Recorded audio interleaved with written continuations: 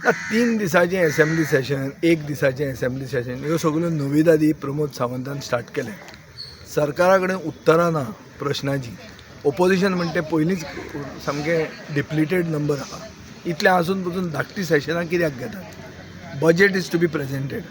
Budget जेन्ना present जाता तेन्ना क्वेश्चन्स आसतले, ताजेर गव्हर्नर्स एड्रेसाची स्पीच आसतली. हें कांय ना. हें अर्दुकुटें वावर काडप. बेजिकली बजेट एक पास जावंक जाय म्हणून तें सेशन घेता मार्च 31 पयलीं. प्रश्न खूब आहा.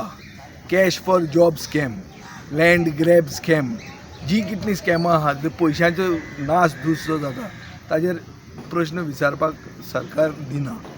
सो बेजिकली सरकार डजंट वॉन्ट टू बी अकावंटेबल. डेमोक्रेसीचो एक एस्पेक्ट म्हणटा तो असो आसता की ओपोजिशनान ते प्रश्न शिकून विचारप आनी सरकारान शिकून ताजें उत्तर दिवप.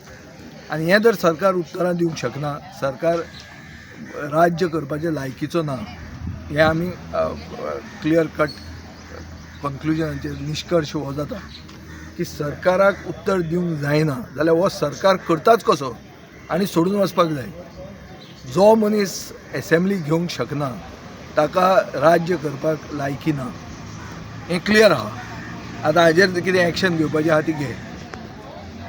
एसेंब्ली तुज्यान लिपोवंक मेळना. It is a constitutional requirement.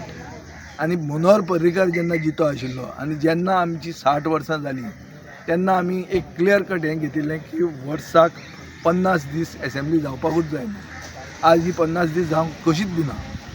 तो एसेंब्ली एक करूंक जाय म्हणून वावर काडटात.